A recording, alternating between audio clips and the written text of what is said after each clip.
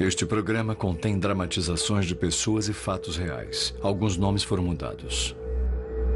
Este programa é desaconselhável para menores. Ele contém imagens fortes que podem ser perturbadoras para algumas pessoas. É aconselhada prudência ao espectador. No meio oeste, um jovem desaparece. Seus entes queridos aterrorizados. A família chama duas médiuns esperando que elas possam ajudar. Uma família não pode passar por dor maior. Não dá para ficar perto dessas pessoas e não chorar. Na Pensilvânia, um amigo mata o outro. O atirador foge. E a polícia recebe uma ligação de surpresa de uma médium. Eu posso ver a estrutura onde ele foi morto. Eu só lembro de ter ficado aterrorizada como num pesadelo. Você fica aterrorizado. Quando as pistas são escassas e as respostas evasivas, os investigadores às vezes recorrem a investigadores psíquicos. Círculos de inimigos. Em uma cidade pequena do meio-oeste norte-americano, na tarde de 4 de junho de 1994, Jamie Apaco, de 22 anos, conversa com um amigo. Jamie é de uma família muito unida. Valeu, hein? Vai na boa, meu irmãozinho. Mas ele passou a andar com um pessoal perigoso e começou a traficar narcóticos. Naquele mesmo dia, o pai de Jamie descobre que o filho faltou a um compromisso importante. São só poucas horas. Mas devido ao novo estilo de vida de Jamie, seu pai já está preocupado. Quase na mesma hora, a alguns quilômetros dali, terror para a família da noiva de Jamie. Os homens exigem o dinheiro da droga. A família não entende. Não há dinheiro. Horas depois, a noiva de Jamie volta para casa. Mãe! Mãe! Filha! Mamãe? Eu estou aqui! O que aconteceu?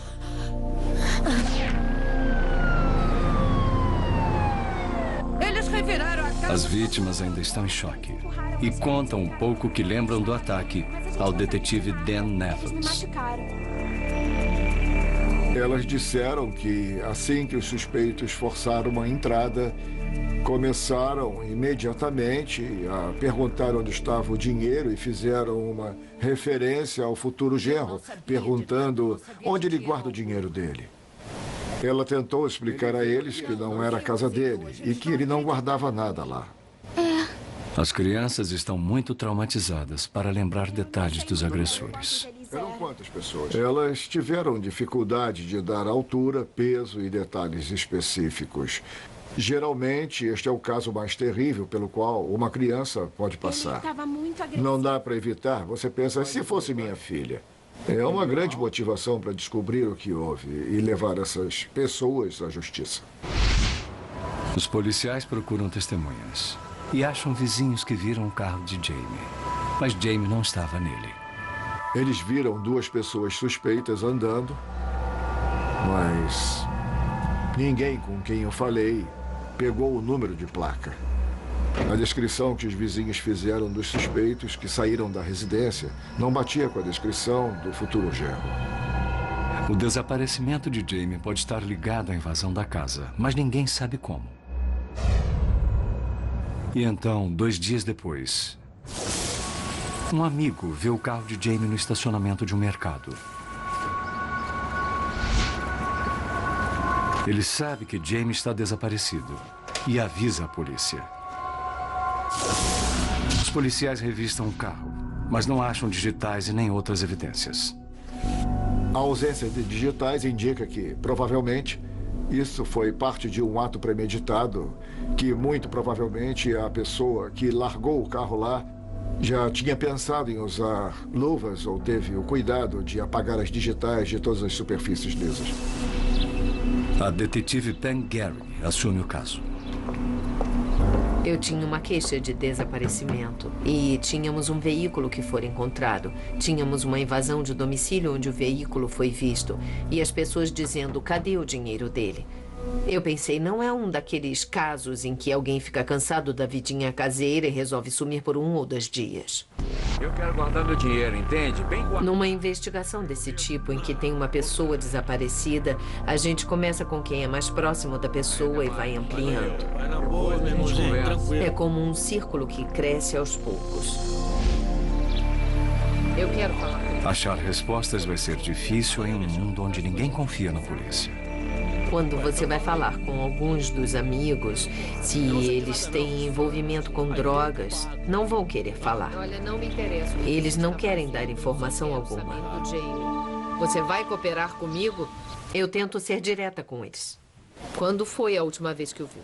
Olha, agora eu não estou interessada no que você está fazendo, no seu negócio. Eu estou interessada nisso e só nisso. Eu estou interessada em achar o desaparecido. Se tiver alguma informação, eu queria saber. Mas é muito lento.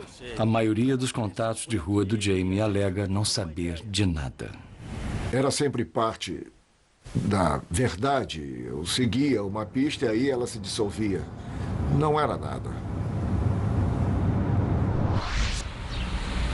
2 semanas inteiras depois do desaparecimento e da invasão de domicílio, a polícia ainda não tem pistas sólidas. A família de Jamie faz o máximo, oferecendo uma recompensa de $5.000. Desaparecido, Jamie Apaco. Isso gera muitas ligações, mas nada concreto. A polícia mantém a pressão, deixando as pessoas dos pontos de droga saberem que ela não vai embora. Tem alguma coisa para mim? Aos poucos, descobrem-se pequenas coisas. Dizem que alguém matou Jamie. Colabora comigo, vai. Olha, cara, apagar. E que pode haver uma ligação com a gangue da Costa Oeste. Eu botei todo mundo nisso. Eu conduzi uns 30 ou 40 interrogatórios em um longo período de tempo. Havia alguma referência ao envolvimento de membros de gangue neste incidente. Os caras tá pesado. Quanto havia de mérito nisso, não tinha como saber. Os detetives também ficam sabendo da tensão na localidade. Alguns dizem que Jamie teve problemas com um traficante da área chamado Damian Remick. Você vai me dar o meu dinheiro? É isso aí, irmão. Supostamente, Remick devia uma grande soma. Talvez $40.000 a ele. Deixa eu pegar pra você, tá me entendendo? Eu tô aqui, cara. E ele tinha dado declarações de que queria o dinheiro, que queria acertar e...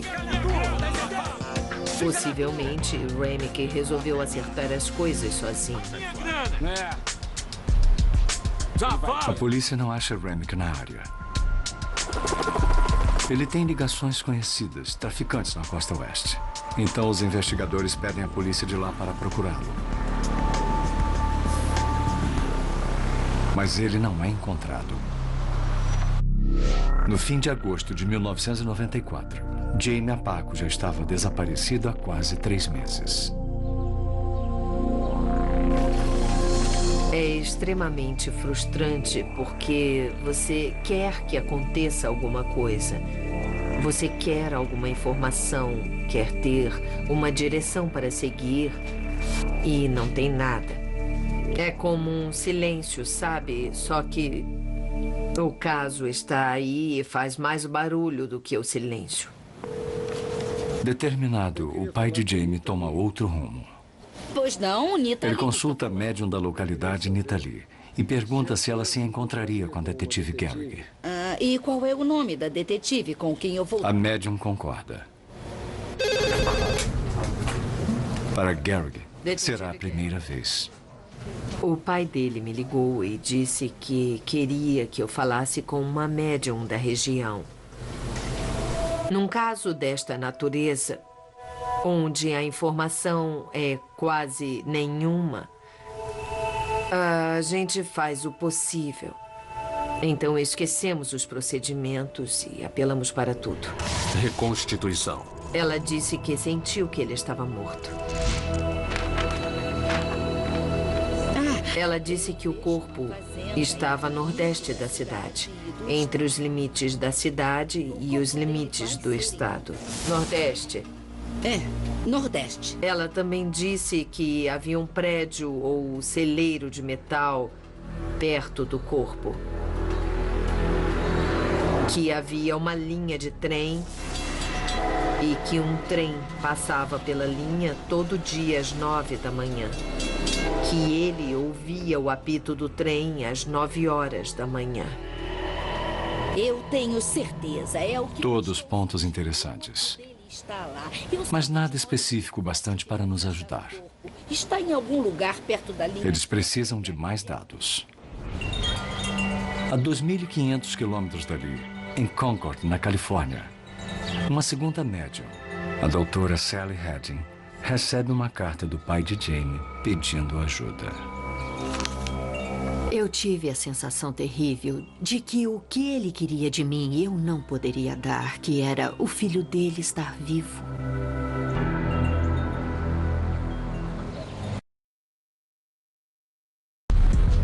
Em 1994, Jamie Apako, de 22 anos, desaparece no mesmo dia em que a família de sua noiva é atacada. Eles forçaram a porta!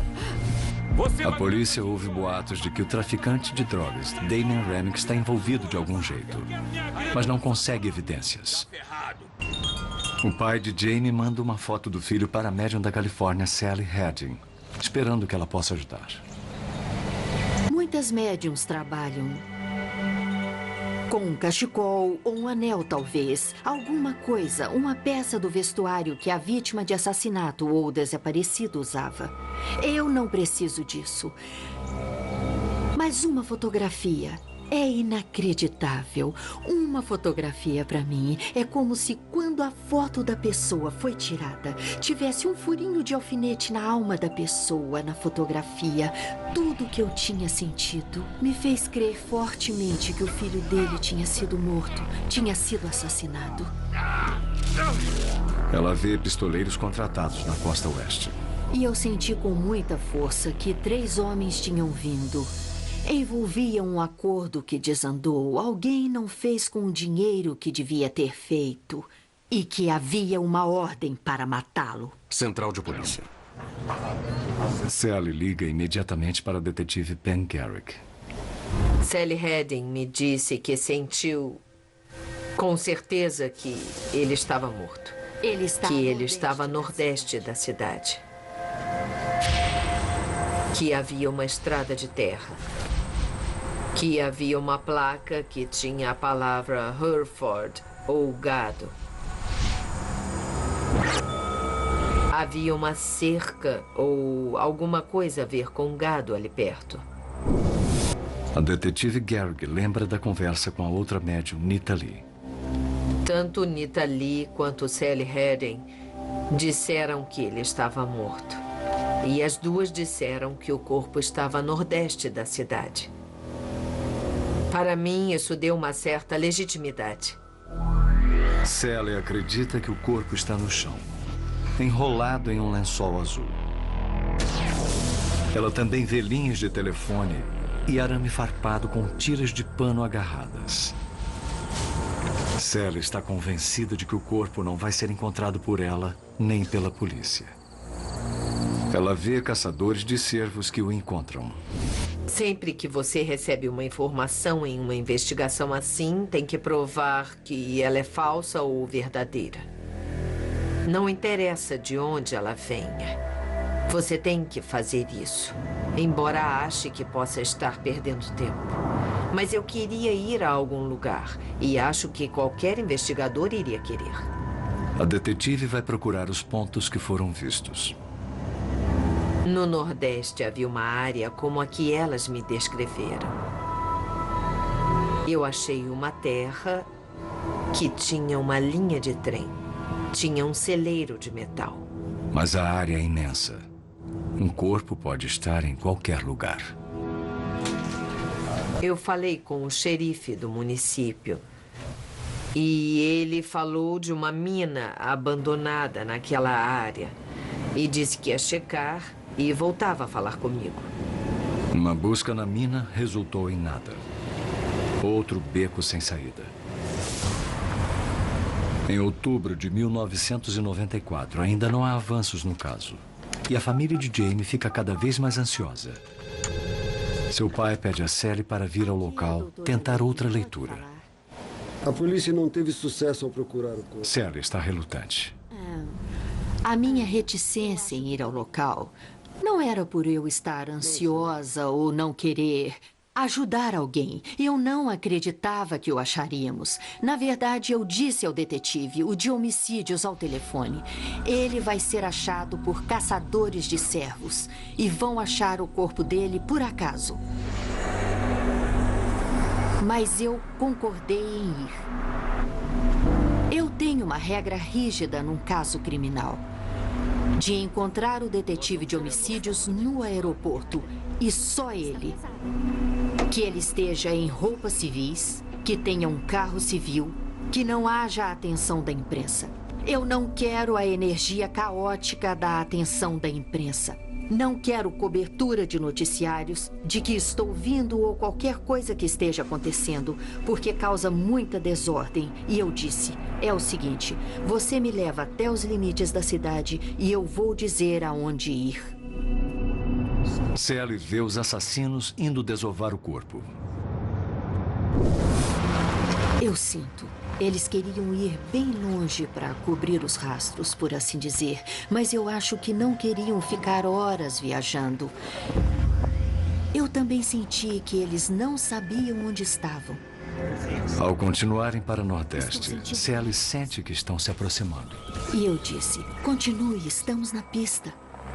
Chegamos num rancho que tinha o tipo de estrada que eu tinha visto. Era uma estradinha de pedras e tinha um portão do tipo para gado ou cavalos. O tipo de terra, tudo. O terreno é exatamente o que eu tinha visto, com o olho da mente, quando estava no telefone com o pai dela. Eles estão próximos ao local onde está o corpo, mas ele não está aqui. Falta alguma coisa. Não havia placa de metal de Hereford. E eu ficava dizendo, tem alguém por aqui que cria Herefords premiados e tem a placa de metal escrito Hereford. Dá para ver a placa de onde ele está.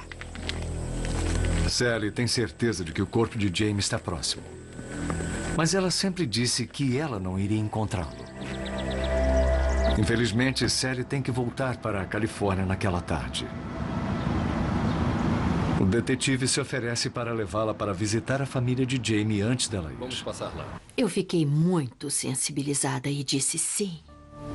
Oi, como vai? Que bom É um conhecê-lo. prazer conhecê-los. Eu me senti muito, muito privilegiada por poder abraçar todos, dar as minhas condolências, dizer a eles que eu fiz tudo o que pude e que eles não tinham feito nada de errado, que o filho deles não era mau, que ele só se perdeu e para, por favor, eles se agarrarem a isso. Merece. Depois que Sally vai embora, as autoridades conseguem uma permissão para dar uma busca no rancho a que elas levou. Os dois subdelegados que estavam a cavalo procuravam sepulturas recentes. Um corpo, fosse acima ou abaixo do solo. Qualquer terra mexida, diferente no terreno. Não encontraram nada. Mais um mês se passa.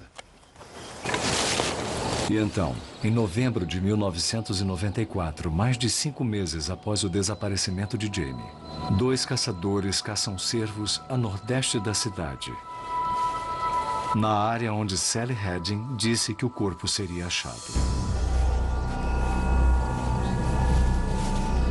A médium estava certa. No meio oeste, Jamie Apako desaparece por 5 meses, até que caçadores descobrem o seu corpo, como previsto pela médium Sally Heading. As autoridades notam que a vítima está enrolada em um lençol azul, o que também batia com a visão de Sally. A cabeça está enrolada com fita. Para mim, parecia uma execução. E com a Informação que eu tinha antes, o envolvimento com drogas, talvez uma pessoa devendo dinheiro a outra. Eu senti que era muito provável que, se ele tinha sido morto, teria sido uma morte do tipo execução. Perto estão as referências de localização que Sally e a colega médium Nita Lee descreveram. Algumas informações estavam quase que sinistramente corretas. Do outro lado da estrada tinha um grande celeiro de metal. Tinha uma estrada de ferro. Tinha uma placa escrito Gado e Hereford. Tinha arame farpado perto de onde o corpo foi encontrado. Tinha uma estrada de terra que ficava a nordeste da cidade. Havia alguns pedacinhos do que cada médium havia me dito que foram confirmados. Ou seja, não importa como você queira ver, tudo isso estava lá. Uma legista determina que Jamie Apaco morreu de traumatismo craniano, asfixia e perda de sangue por corte na garganta. Mas não há um elo com quem o matou. 2 meses depois, outro avanço no caso. Quando os investigadores descobrem o informante, de acordo com o detetive Dan Evans. Eu acredito que ele foi movido pelo fato de que estava na cadeia por uma outra condenação e esperava conseguir algum benefício se ajudasse nessa investigação de homicídio. O informante confirma que havia uma rixa entre Jamie Apaco e o traficante de drogas Damian Remick. Você vai me dar meu dinheiro? Remick devia dinheiro a Jamie e não queria pagar. Um acordo que azedou, como Sally Hadding prevê. É alguma coisa com dinheiro que... O informante diz que Remick recrutou 3 bandidos da costa oeste para virem à cidade intimidar Jamie a recuar. 3 homens da costa oeste também faziam parte da visão de Sally. É o seguinte aí, eu sei onde é que... De acordo com o informante, em junho de 1994, Remick e os bandidos se encontraram para planejar o ataque. Jamie apareceu inesperadamente. Que isso, cara? Para! Para!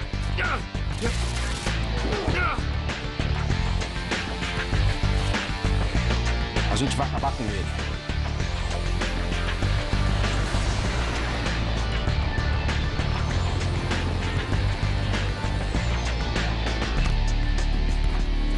O informante diz que Remick queria ter certeza de que Jamie morreria e cortou sua garganta. Ele queria isso. Ele concorda em testemunhar. Qualquer detetive gosta de chegar a um ponto em seu caso em que suas teorias são provadas, onde suas especulações e conjecturas mostram ser mais do que isso. Provam ser fatos reais do bom trabalho do detetive. Não pode haver nada melhor do que isso. Os investigadores do local chegam aos policiais da costa oeste, que logo acham Damian Remick e o prendem pelo assassinato de Jamie Apaco.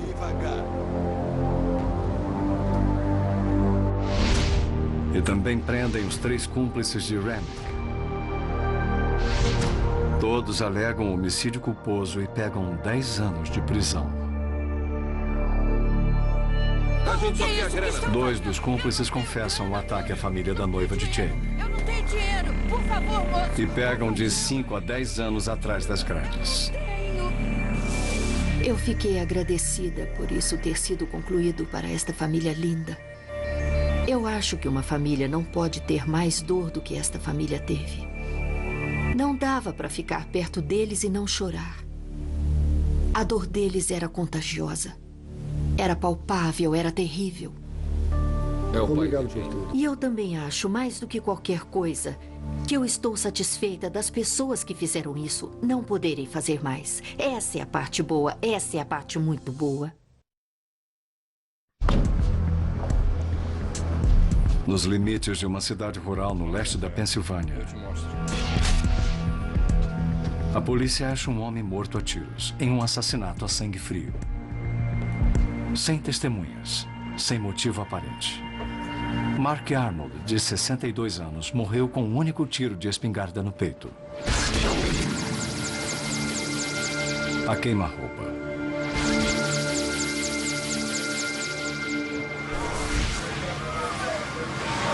Logo após a meia-noite, um telefone toca. Um dos muitos na coleção exótica de telefones de Arnold. Ilumina aqui. Era um membro da família querendo saber o que estava acontecendo. O detetive Paul Zekman tem que dar a notícia terrível a eles. Mas ainda não pode responder as perguntas. E estou na casa do seu pai, que é um local de... Nós informamos que estávamos analisando a cena do crime e que voltaríamos a falar com eles nas próximas horas. Eu preciso de uma verificação. A polícia faz uma verificação no registro de veículos para identificar o carro de Arnold que desapareceu. Todas as viaturas são avisadas para ficar atentas ao carro. Nossa opinião na época era de que o veículo tinha sido levado por quem havia cometido o homicídio. Agora, o assassino pode estar a centenas de quilômetros dali. Na manhã seguinte, Zekman segue para interrogar a família e o empregador da vítima para saber mais sobre Mark Arnold. Ele era tido como um homem solitário, mas era um homem de família e uma pessoa carinhosa. Tinha contato com os filhos e isso regularmente. Arnold morava sozinho nos limites da cidade, em uma propriedade de seu empregador. Raramente recebia visitas, a não ser a de um conhecido que às vezes ficava com ele. Essa pessoa era Bob Wise. Nós entendemos pelas entrevistas que tinha havido um desentendimento entre a vítima e Robert Wise. Arnold havia reclamado que o Wise sempre ia pedir coisas, quase sempre comida e cigarros. O que está fazendo aí? Diversas vezes, Wise invadiu e se serviu. Como assim não tinha chave? A casa é minha, sai daqui. A amizade acabara. Arnold até deu queixa na polícia contra Wise, acusando-o de arrombamento e invasão, roubo e fraude com cheques. Mas na época, os policiais não conseguiram localizar Wise. Ele não tem endereço fixo. E agora, Zekman expede um alerta nacional em busca de Wise e do veículo roubado.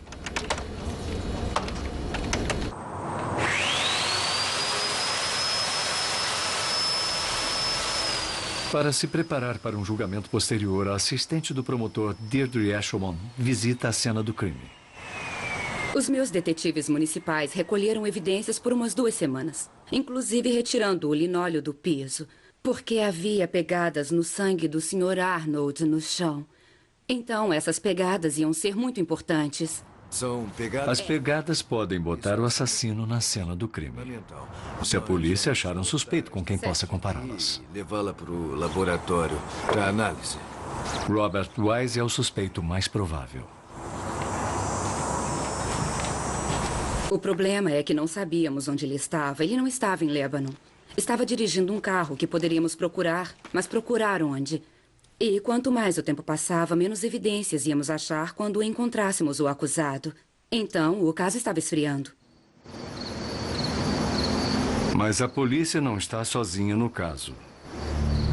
De certo modo, havia uma testemunha do crime. Você está errado! Não grita comigo! Na noite do tiro, a médium Jen Helen McGee foi acordada por um pesadelo.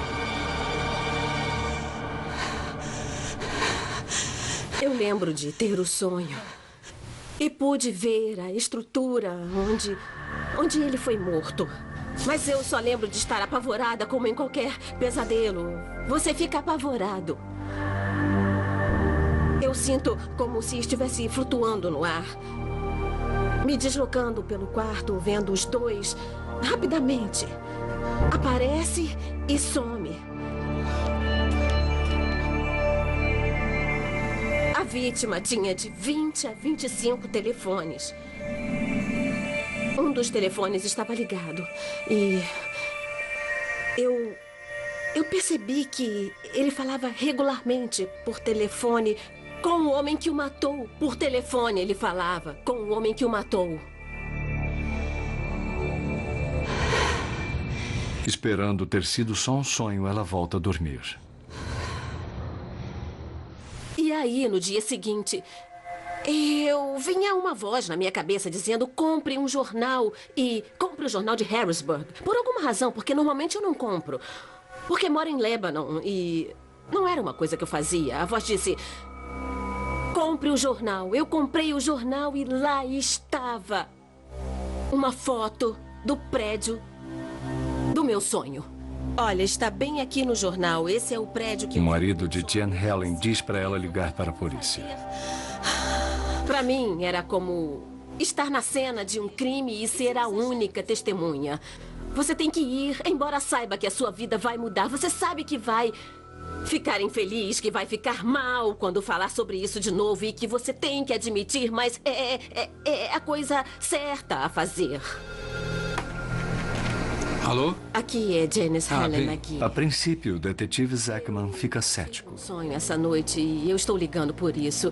Mas quando Jan Helen descreve os telefones e diz que o primeiro nome do assassino é Bob, ele escuta com mais atenção. Eu gostaria que o senhor me Essa informação não tinha ido a público. Não era uma informação que estivesse na mídia, nos jornais. E isso atraiu meu interesse. Eu marquei para que ela fosse a cena do crime para ver que tipo de sensação ou vibração ela teria lá.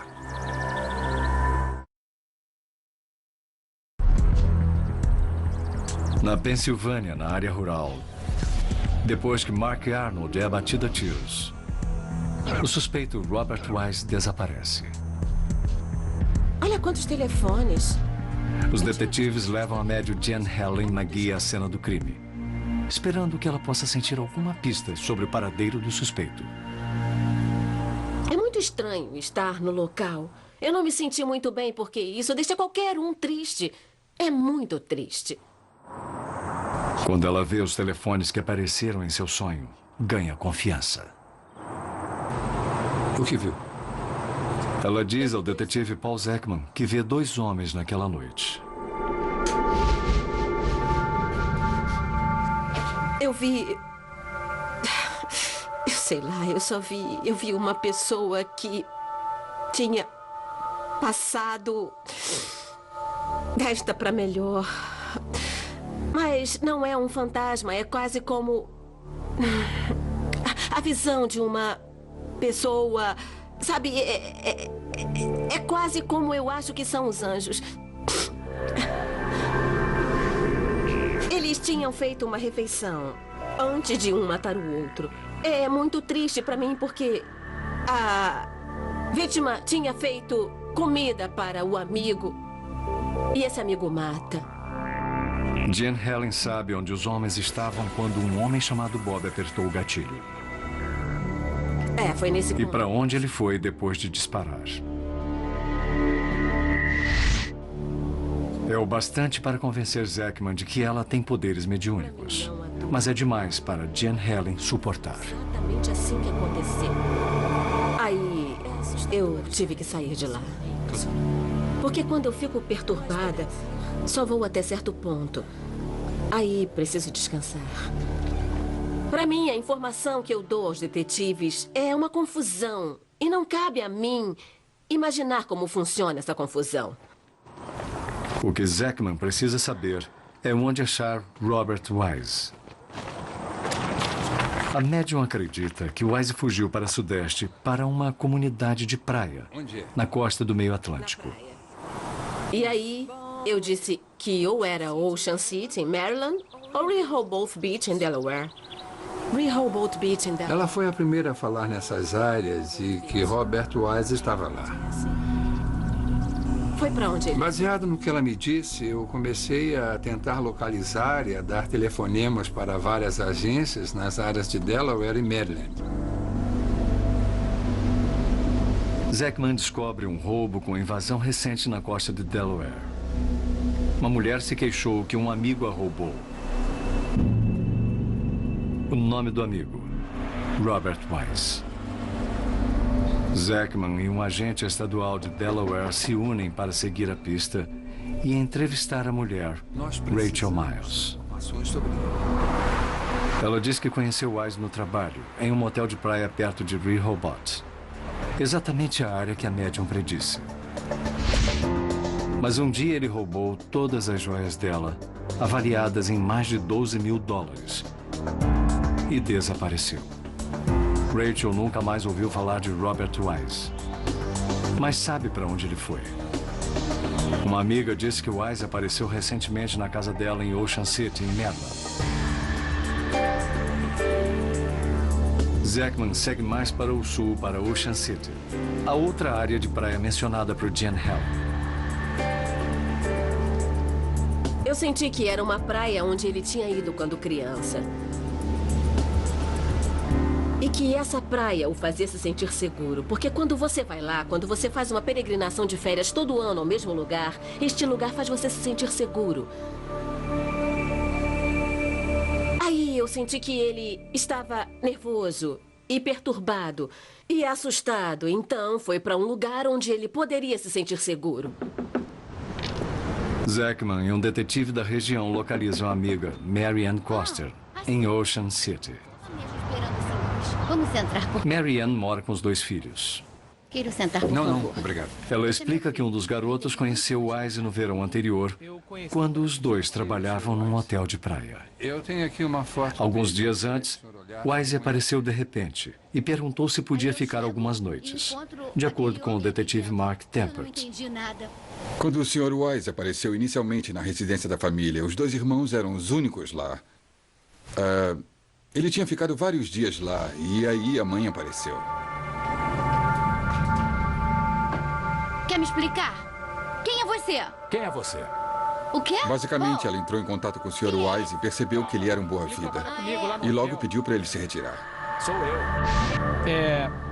O filho explica que Wise tinha um estranho hábito de botar o carro de ré para que a placa traseira não fosse vista da rua. Mas eu anotei a placa porque eu achei aquilo muito estranho. Um dos irmãos achou o comportamento do Sr. Wise estranho. E, diante disso, ele resolveu anotar a placa do veículo. O veículo pertence a Mark Arnold. Nós conseguimos determinar que o Sr. Wise, com certeza, tinha passado há pouco por aquela área. Estávamos alguns dias atrás dele. Os detetives acham outro morador de Ocean City. Que isso? Que diz que Wise se convidou para entrar.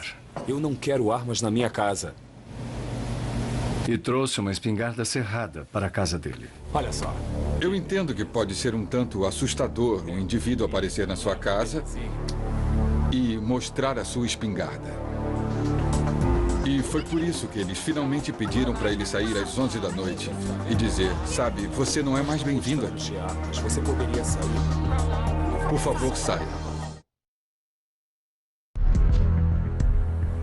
Graças ao trabalho da médium Jen Helen McGee, os investigadores seguem o suspeito de assassinato Robert Wise até as comunidades praianas de Delaware e de Maryland. Agora, as agências da lei estão em alerta máximo. Atenção, olha. O que eu sei é que ele matou um homem na Pensilvânia e roubou. Elas distribuem uma foto de Wise e uma descrição do veículo roubado em que ele está. Ele está com a arma do crime, O oficial da polícia de Millsboro, em Delaware, Patrick Quigley, era um novato na época. O chefe de polícia de uma cidade vizinha entrou em contato comigo e ele me passou alguns detalhes sobre um alerta que tinha sido passado para ficar de olho num veículo em particular. Tudo bem, eu quero que você aje. O delegado avisa que o Wise pode estar armado com uma espingarda. Todos devem ter cuidado.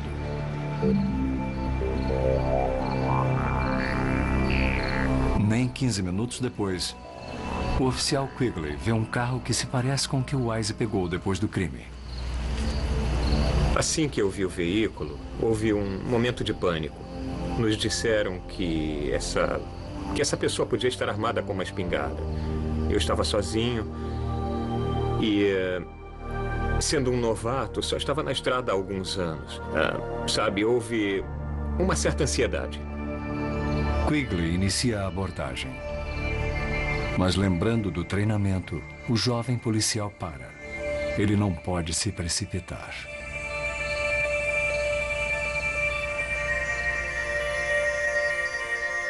E descobri que era o veículo que procurávamos. Quigley notifica a central que achou o carro. Placa da Pensilvânia 433/481. Entendido. O policial da central pede reforço e aconselha Quigley a aguardar. Atenção, viatura 39. Em alguns minutos, chegam um policial da região e um agente estadual à paisana.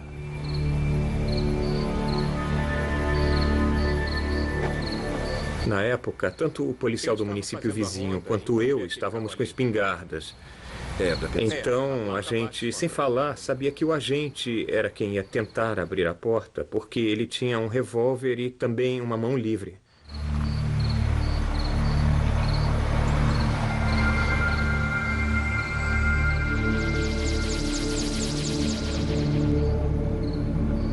Eles ainda não sabem dizer se há alguém dentro. Quando o policial abriu a porta, ele se virou e olhou direto para mim. E havia muito medo em seus olhos, tanto medo quanto eu tinha. E ele levantou as mãos e disse que não ia se mexer mais. É Robert Wise. Mas a habilitação em sua carteira é de Mark Arnold, a vítima de homicídio.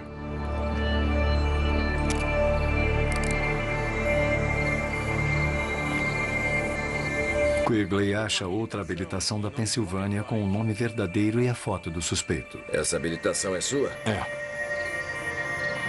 A polícia recolhe uma espingarda cerrada do banco de trás do carro roubado. Felizmente, Wise não a usou quando confrontado. As compras que o Sr. Arnold tinha feito com o seu pagamento no dia em que morreu foram achadas na mala do carro. Nós achamos a arma que foi usada para matá-lo nesse carro. E achamos cápsulas de espingarda que batiam com as cápsulas usadas para matar o Sr. Arnold nesse carro. Então, nós tivemos sorte por ele não ter se livrado dessas coisas. A polícia do estado de Delaware autua Robert Wise na delegacia mais próxima. Eu preciso que tire as botas. Eles recolhem suas botas e roupas como evidências para a assistente da promotoria Deirdre Eshelman. As coisas que mais marcaram o júri foram as pegadas. Um laboratório do FBI conclui que as botas de Wise batem com as impressões de sangue deixadas pelos sapatos na cena do crime. Se eu não tivesse essa conclusão, como eu poderia ter provado que esse acusado esteve na casa? E agora nós o achamos com as botas nos pés. Então foi ótimo. Sapatos. Robert Wise não admite ter atirado em Mark Arnold. Mas as evidências físicas convencem o júri de que ele é culpado de homicídio culposo. E o juiz o condena à prisão perpétua mais 12 anos e meio. Foi a primeira vez que o detetive Paul Zeckman usou uma médium em um caso de homicídio. Eu não sei como uma médium trabalha. Eu sei como a médium trabalhou neste caso em particular e como isso afetou o que eu fiz.